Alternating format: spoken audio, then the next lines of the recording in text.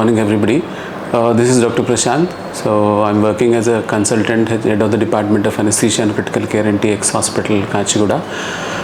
Today I'm going to discuss 5 to 6 myths that మనకు చాలామందికి మత్తు అన్నప్పుడు ఆర్ అనెస్థీషియా అన్నప్పుడు ఏమేమి డౌట్స్ ఉంటాయి. చాలామందికి చాలా తక్కువ తెలిసి ఉంటుంది. ఈ డిపార్ట్మెంట్ ఎట్లా అంటే జనాలకి ఓన్లీ సర్జరీ వరకు తెలుసు, దాని తర్వాత అసలు ఆ డాక్టర్ ఎవరు, అసలు ఏం మత్తిస్తారు, దానివల్ల ఏం ప్రాబ్లమ్స్ ఉంటాయి అవి తెలియకుండానే చాలామంది ఉంటారు. So in the past almost 15-20 years నుంచి all anesthesiology people have made it clear that compulsory attenders కానీ పేషెంట్స్తో ఒకసారి డిస్కస్ చేసి what kind of anaesthesia is to be given, ఏది దానివల్ల బెనిఫిట్ అవుతుంది, సర్జన్ అనెస్థీషియాలజిస్ట్ కానీ పేషెంట్తో డిస్కస్ చేసి then we take up a step and then పేషెంట్ని లోపలికి తీసుకొని అనెస్థీషియా ఇవ్వడం జరుగుతుంది.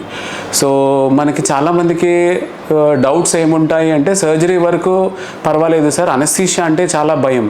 అంటే అది చాలా ఇగ్నోరెన్స్. ఏంటి అంటే అనెస్థీషియా భయపడతారు, సర్జరీకి పర్లేదు కానీ అనెస్థీషియా అంటే భయం.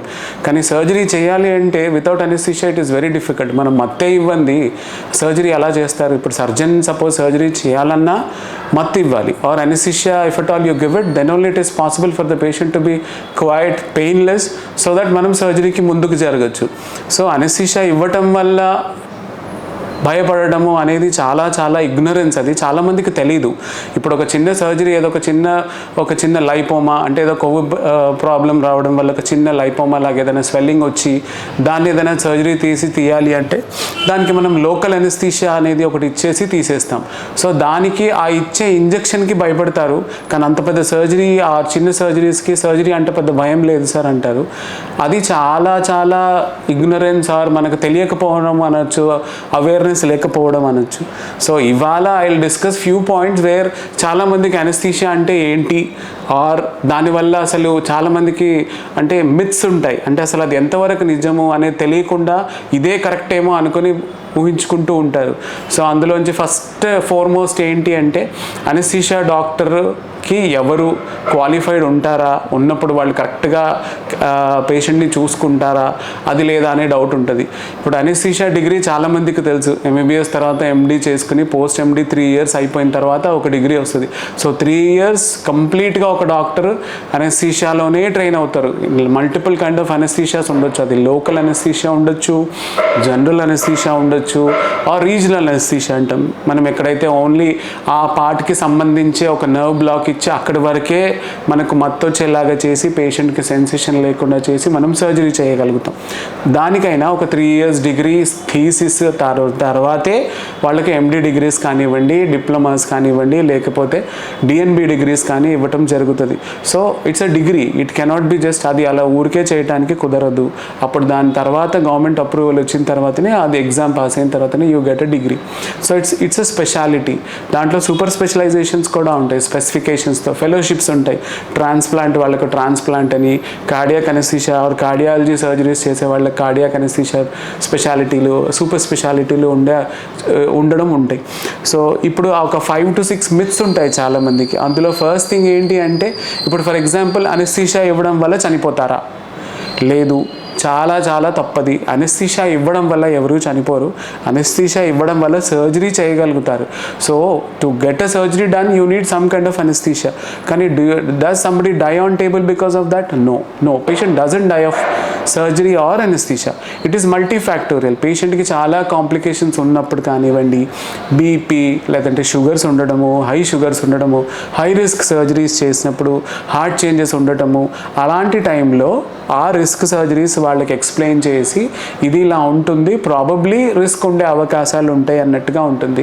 సో ఒక సింపుల్ లేమ్యాన్ టర్మినాలజీలో మనం అనెస్థీషియా సర్జరీ చేసేటప్పుడు పేషెంట్కి ఎంత రిస్క్ ఉంటుంది అని అడిగితే పైనుంచి కిందాక బాడీలో అన్ని ఆర్గన్స్, వైటల్ ఆర్గన్స్ ఎంతవరకు బాగా పనిచేస్తున్నాయి, అది స్ట్రెస్లో ఎంత పనిచేస్తాయి అని చూసుకున్న తర్వాతనే మనం అనెస్థీషియా కానీ సర్జరీ కానీ తీసుకుంటాం. సో అందులో రిస్క్ స్ట్రాటిఫికేషన్ చూసుకున్న తర్వాత దెన్ వి సే ఈ పేషెంట్కి సర్జరీ చేయొచ్చు. సో ఆ మిత్ ఏంటి అంటే మనుషుల నమ్మకం ఏంటి? తప్పుడు నమ్మకం. అనెస్థీషియా ఇస్తే చనిపోతారు. లేదు, అలా జరిగే అవకాశాలు చాలా చాలా చాలా తక్కువ. అందులో కూడా వాళ్ళకి మేము చెప్తాం ఇది ఉండడం వల్ల ఇది జరిగే అవకాశాలు ఉంటాయి. రెండవది, చాలామందికి ఒక మిత్ ఉంటుంది. మిత్ అంటే అపనమ్మకం. ఏంటి అంటే మనం ఒక రీజనల్ అనెస్థీషియా అంటాం. అంటే లోవర్ అబ్డామినల్ సర్జరీస్, మనకు పొట్ట నుంచి కింద కాళ్ళ వరకు ఏదైనా, అంటే ఇప్పుడు అందులో ఏదైనా ఫ్రాక్చర్ జరిగినప్పుడు ఏదైనా రాడ్ వేయటం కానివ్వండి, ఏదైనా ప్లేట్ బట్టి స్క్రూ ఫిక్సేషన్ కానివ్వండి ఆర్థోపెడిక్ సర్జరీస్లో, ఆర్ ఫర్ దాట్ రీజన్ ఏదైనా అపెండిసైటిస్ సర్జరీస్ కానివ్వండి, హర్నియాలు కానివ్వండి, ఇలాంటి సర్జరీస్కి మనము వెన్ను దగ్గర ఒక చిన్న ఇంజెక్షన్ ఇస్తాం. దాన్ని regional anaesthesia or subarachnoid block అంటారు.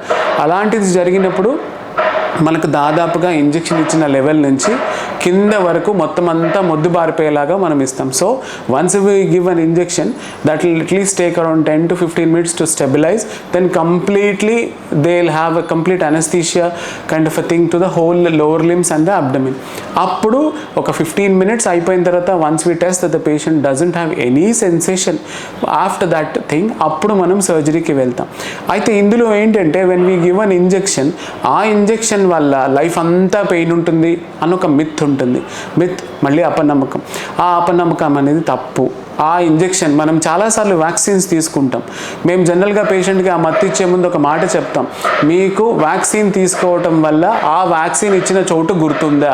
లేదు డాక్టర్ గారు, వీ డోంట్ రిమెంబర్ అసలు అది ఎక్కడిచ్చారో గుర్తులేదు అంటారు. Same thing.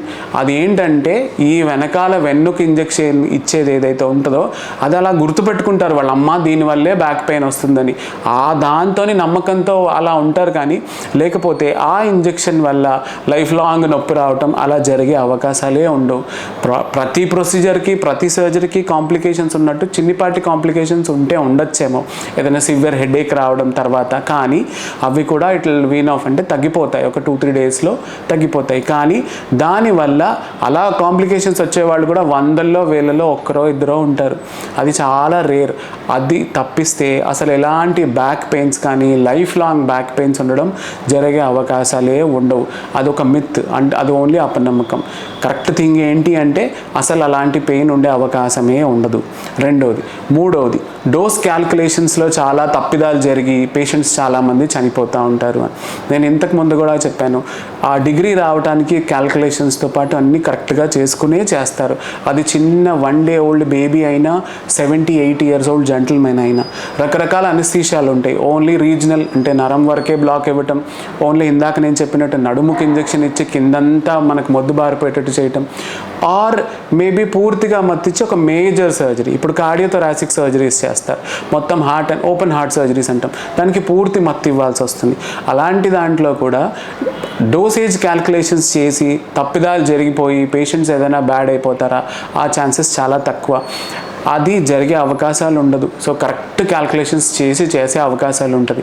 ఎక్కడ ప్రాబ్లం జరగవచ్చు చాలా రేర్, లక్షల్లో ఒకటి ఏంటంటే సర్జరీ ప్రొలాంగ్ అవ్వడము, లేదన్నా పేషెంట్కి ఇంతకుముందు ఏదైనా కోమార్బిడిటీస్, అంటే ఇప్పుడు లావుగా ఉండడము, obesity is a very big comorbidity, or high blood pressures కానివ్వండి, హై షుగర్స్ కానివ్వండి. కొన్నిసార్లు మేము ఎన్ని జాగ్రత్తలు తీసుకున్నా కూడా కొన్నిసార్లు ఈ ఫ్లక్చువేషన్స్ మనం ఎంత డీల్ చేసినా అవి మన చేతుల్లో ఉండవు. అప్పుడు ఏమైనా జరిగితే అలా ఉండదు. అది చాలా రేర్ అండి. ఇట్ వాజ్ లైక్ ఎంత మన స్టాటిస్టిక్స్ చూసుకున్నా వేలల్లో లక్షల్లో ఒక్కరికి ఒక చిన్ని కాంప్లికేషన్స్ జరుగుతుంది. అది కూడా ట్రీటబులే ఉంటుంది. కానీ దాని మిస్కాల్కులేషన్స్ వల్ల పేషెంట్స్ బ్యాడ్ అయ్యారని జరిగే అవకాశాలు చాలా చాలా తక్కువ, ఆల్మోస్ట్ నిల్ ఉంటుంది. ఇది ఒక థర్డ్ మిత్. ఫోర్త్ మిత్ ఉంటుంది. ఫోర్త్ మిత్ ఏంటి అంటే మనకి యూజువల్గా మనం ఏమైనా కొంతమంది పేషెంట్స్ అడుగుతూ ఉంటారు, సార్ మత్తు ఇచ్చేసిన తర్వాత మేమేమైనా మాకు చెప్పకూడదని చెప్పేస్తామా అని. అది చాలా తప్పు. బికాజ్ నేను పేషెంట్స్ని చూశాను. మేము మామూలుగా చూసినప్పుడు సార్ మేము మత్తు ఇచ్చిన తర్వాత స్ప్రోలోకి వచ్చే టైంలో మేమేమైనా నిజాలు చెప్పేస్తామా, అలా ఉండదు. Look, it is patients important things which we never disclose. అలాగే పేషెంట్ కూడా తన అనుకోంది తను ఏం చెప్పడు. ఇదేదో మనము టీవీలో చూపించినట్టు ఇది నార్కో అనాలిసిస్ అలాంటిది కాదు. That's a different thing. పేషెంట్కి మత్తిచ్చే సర్జరీ చేసేటప్పుడు అలాంటివి ఎవరు ఆలోచించరు. ఎవరు అలాంటివి పేషెంట్స్ వాళ్ళు కూడా ఏవేవో చెప్పేసి మేము నిజాలన్నీ చెప్పేస్తామని కొంతమంది అనుకుంటారు. ఆ అవకాశం కూడా లేదు. అది జరిగేది అసలు జీరో. మేమైతే ఇంతవరకు ఎప్పుడు చూడలేదు. దాని తర్వాత ఇంకొకటి ఇంపార్టెంట్ ఇంపార్టెంట్ ఇష్యూస్ ఏంటి అంటే మనకు చిన్ని సర్జరీకి చిన్న రిస్క్, పెద్ద సర్జరీకి పెద్ద రిస్క్ అలాంటిది ఏమైనా ఉంటుందా? ఇది ఇంకొక మిత్. ఎటువంటి అనెస్థీషియా ఇచ్చినా ప్రీవియస్గా మనం ఒక టెస్ట్ డోస్ తీసుకుని జాగ్రత్తగా చూసుకొని తీసుకుంటే రిస్క్ అనేది దానికైనా దీనికైనా ఒకే అంత ఉంటుంది, దాన్ని ట్యాకిల్ చేయగలుగుతాం. చిన్న సర్జరీకి చిన్న మత్తు కాబట్టి చిన్న రిస్క్, పెద్ద సర్జరీకి పెద్ద మత్తు కాబట్టి అలా ఏముండదు. ఎవరికైనా అంతే రిస్క్ ఉంటుంది. ఎవరికి రిస్క్ ఉంటుంది అంటే నేను ఇంతకు చెప్పినట్టే ఆ కోమార్బిడిటీస్ కానివ్వండి. కొన్నిసార్లు పేషెంట్స్ అన్నీ చెప్పరు, సర్జన్స్కే చాలా చెప్పరు. బ్లడ్ థిన్నర్ ట్యాబ్లెట్స్ ఉంటాయి, మేము చాలాసార్లు చూస్తాం. బ్లడ్ థిన్నర్ ట్యాబ్లెట్స్ వాడుతున్నారా అంటే వాళ్ళకి నిజంగా అంత అవగాహన ఉండదు. సార్ ఏదో వాడుతున్నామండి అంటారు. ఆ ట్యాబ్లెట్ కరెక్ట్గా 5 రోజులు పనిచేస్తుంది. సో ఇప్పుడు మనం సర్జరీ చేసేటప్పుడు బ్లీడింగ్ ఎక్కువ అయ్యే అవకాశం ఉంటుంది కాబట్టి మేము ముందే చెప్తాం ఇది ఒక 3 days ఆపితే మంచిదండి, దాని తర్వాత మనం సర్జరీ పెట్టుకోవాలి. కొంతమంది ఏంటి అంటే ఎవరో చెప్పింది విని ఏం పర్లేదు అని, అది మాత్రం నేను చూశాను, మేము చాలామందిని చూసాం, అది అసలు రివీల్ చేయరు. They don't tell that the patient is on a blood thinner. ఆ బ్లడ్ థిన్నర్ ఉంది అని చెప్పకుండా పర్లేదులే కానిచ్చేయచ్చు, నాకు జరిగింది కాబట్టి నీకేం జరగదు, ఇలా కొన్ని ఉంటాయి. అది చాలా తప్పు. సో అది మనం జాగ్రత్తగా చూసుకుంటే ప్రాబబ్లీ మనకు అట్లాంటి రిస్క్లు ఉండే అవకాశాలు ఉండకపోవచ్చు. సో చిన్న మత్తుకు చిన్న రిస్క్, పెద్ద మత్తుకు పెద్ద రిస్క్ అనేది ఉండదు. రిస్క్ ఒకటే, ఎవరికి ఉంటుంది, ఎలా క్యాల్కులేట్ చేస్తాము, ఎలా స్ట్రాటిఫై చేస్తాము అని చూసుకుని జాగ్రత్తగా పేషెంట్ని పోస్ట్ ఆపరేటివ్ వార్డుకి తీసుకొచ్చి అక్కడ స్టెబిలైజ్ చేసి వార్డుకి షిఫ్ట్ చేసేదాకా అనెస్థీషియా వాళ్ళది రోల్ ఉంటుంది. సో అది జనరల్గా అందరికీ చేస్తారు. ఇందులో ఎటువంటి లూప్ హోల్స్ కానివ్వండి, ఎటువంటి తక్కువ ఎక్కువలు కానీ అనేవి ఏమీ ఉండవు. సో ఇప్పుడు నేను చెప్పినట్టుగా దాదాపుగా 6 myths అంటే 6 అపనమ్మకాలు నేను చెప్పాను. వేర్ పీపుల్ ఆర్ ఇగ్నోరెంట్, వాళ్ళకు తెలియకుండా ఒక థాట్ ప్రాసెస్లో ఇది ఇలాగే ఉంటుంది అని అనుకుంటారు. సో ఆ 6కి నేను కరెక్ట్గా వీలైనంత వరకు క్లారిఫికేషన్ ఇచ్చాను దట్ దీనివల్ల మనకు అటువంటి ఇష్యూస్ కానీ లేకపోతే మిస్కన్సెప్షన్స్ ఉండకూడదు అని. So anyways, thank you.